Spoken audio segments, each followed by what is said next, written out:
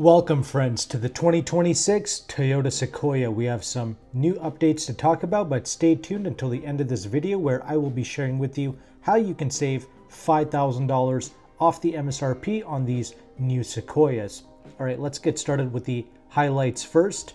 The top of the line capstone model will be available with a new shale premium textured leather trim. It's kind of like a gray color, if you will. And we have that new Wave Maker color, which is only available on the TRD Pro model, that very bright blue.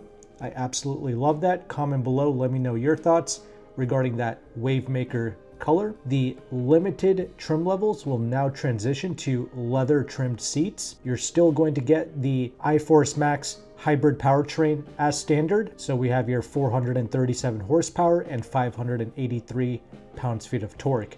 The maximum towing capacity on the Sequoia, it's going to be 9,520 pounds. Now let's get into some of these details here. As mentioned before, the capstone will be available with that shale premium textured leather trim seats, and the limited trim is going to offer us leather trim seats in both black and gray. It's going to be showcasing a new pattern with the black leather featuring white stitching, and the gray leather on the limited is going to come with black stitching. Power folding third row seats are now standard on all trim levels. Massaging seats are standard on the 1794, the Platinum, and the Capstone trim levels. And I talked about how we have the iForce Max powertrain with the twin turbo V6 and that hybrid system producing 437 horsepower, 583 pounds-feet of torque, made it to a 10-speed automatic transmission. I recently drove a 2025 Sequoia Capstone. I love the powertrain. It is really quick and really effortless and no real issues or delays or lag. But there is a pretty big con regarding this drivetrain setup, and it's not regarding the drivetrain itself. It's more of a byproduct, and that's going to be with the trunk space. Because of that battery pack, we have kind of an inconvenient trunk setup in the rear, which when you look at the competition like the new Tahoes, the new Expeditions, they are just so brilliantly designed in terms of space and practicality. Then you get into the Sequoia, and that hybrid battery pack, it's definitely causing some impracticalities for sure. I'll have my full 2025 Sequoia review linked in the description box of this video, so you can hear me talk about that in more detail. But you're still able to get these SUVs in either rear-wheel drive or four-wheel drive. The rear-wheel drive models are going to be the ones with the best towing capacity. The four-wheel drive, that's going to set you back on average about $3,000 more. And TRD Pro models and Sequoias that are equipped with the TRD off-road package, they will come standard with the electronically locking rear differential, and you also get a bunch of other off-road features as standard, like the multi-terrain monitor, the crawl control, the downhill assist, etc. As standard, the Sequoia will be available with an 8-inch infotainment screen, but that 14-inch display will be available to you. You do get Toyota Safety Sense 2.5 here, and the useful safety tech features do come standard on the Sequoia, like the blind spot monitoring and the rear cross traffic alert. And all 2026 Sequoias will come with the rear seat reminder. And as always, I'm going to have the full press release on the screen for you to check out. That way you will know everything there is to know regarding these 2026 Sequoias. Overall, I do really enjoy driving the Sequoia.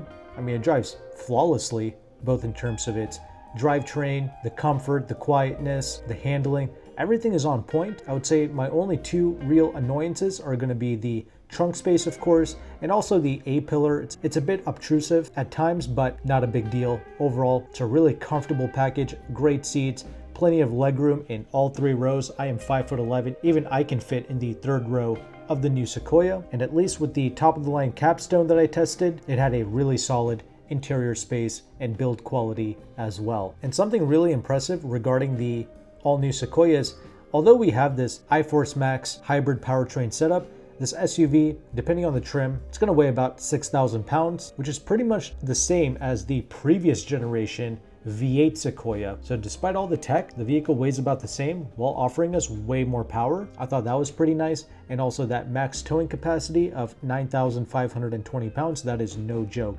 Definitely some of the best in its segment. Ford Expedition also tows in the 9,000 pound range, but this is great if you love Toyota. We also have the official pricing here for the 2026 Sequoia. On average, depending on the trim, the prices have gone up by about $1,600 compared to 2025, so That's definitely unfortunate.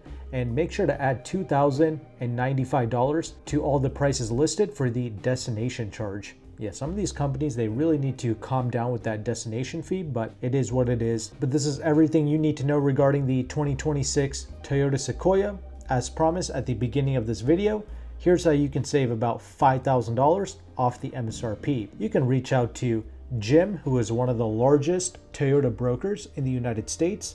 He has partner dealerships both in Pennsylvania and in California. They're offering about $5,000 off, and even on the TRD Pro, I believe they have about $3,000 off the MSRP, something along those lines. However, Jim does charge a broker fee to access his deals. He did say that if you text him and you mention my channel, Discerning Cars, he did say that he'll take some money off of his broker fee, and I really appreciate him doing that for my audience. However, to get pretty much some of the best pricing in the United States, I do believe that his fee is well worth it.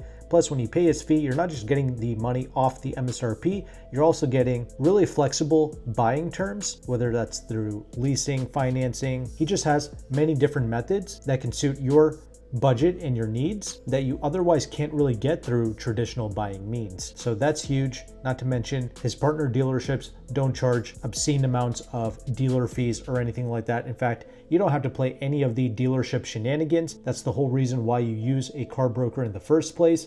You don't have to deal with the manipulation games. You don't have to deal with the tint fees, the nitrogen fees, none of that nonsense. You just get the vehicle that you want and you get out. Now, although his dealerships are primarily located in Pennsylvania and in California, he can offer you nationwide shipping, but shipping is something else that you have to pay for. But if you pick up locally at Pennsylvania or California, that would be ideal. That way you can also test drive these vehicles as well before finalizing the purchase. So that's good. Regardless of that, if you want to work with Jim, I will have his contact information on the screen and in the description box. He just has a phone number. You simply text him the vehicle that you want and he will get back to you.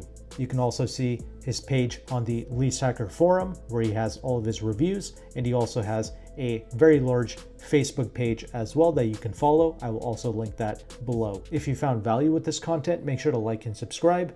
Thank you again for watching. Take care and goodbye.